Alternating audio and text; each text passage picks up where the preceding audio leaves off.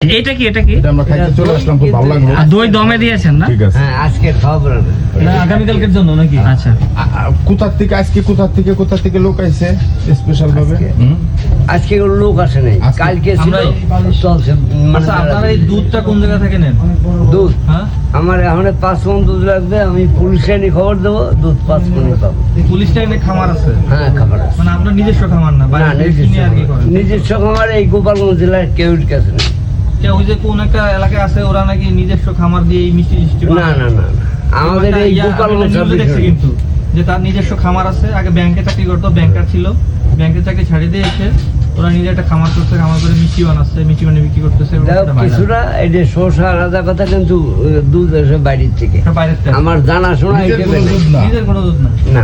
মানে সেই লাইন চাটার এই কি আপনি বালিশ মিষ্টি করতেছেন? হ্যাঁ, ওই লাইন চাটাই এই যে বালিশ লম্বা মিষ্টি বালিশ। আচ্ছা। কত বছর ধরে আপনার জায়গায় এই পুরো ধরেন 150 বছরের পুরনো? এটা এই আমরা মানে কি এটা কি আপনার দাদা? দ্বিতীয় বাড়ি। হ্যাঁ, দাদার আমলে।